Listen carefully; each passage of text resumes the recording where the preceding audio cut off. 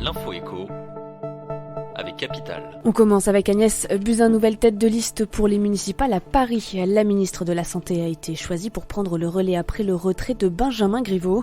Ce dernier a provoqué une véritable déflagration vendredi 14 février en annonçant renoncer à briguer la mairie de Paris. Une décision prise après la diffusion de vidéos intimes. Agnès Buzyn quitte donc le gouvernement pour se concentrer sur sa brève campagne pour les municipales, organisée les 15 et 22 mars prochains. La tâche s'annonce compliquée. Son prédécesseur était en difficulté dans les sondages, donné en 3e position derrière Anne Hidalgo et Rachida Dati. Il était également talonné par l'écologiste David Béliard.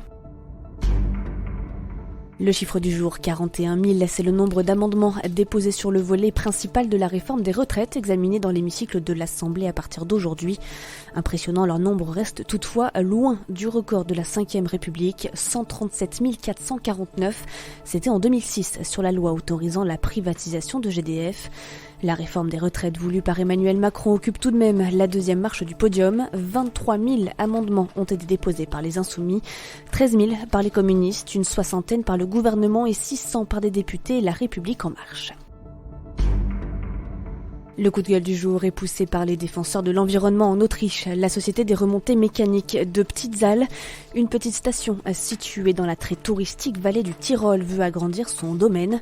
Un projet démesuré qui doit relier le domaine skiable à une vallée voisine grâce à 64 hectares de nouvelles pistes, 3 remontées mécaniques et un tunnel skiable de 600 mètres. Coût du projet, 130 millions d'euros. Problème, les infrastructures sont situées sur des glaciers menacés car en plein recul. Plus de 150 000 opposants ont ainsi signé une pétition pour demander la préservation de ce qu'il reste de ces paysages primitifs, dénonçant une atteinte massive à la nature alpine.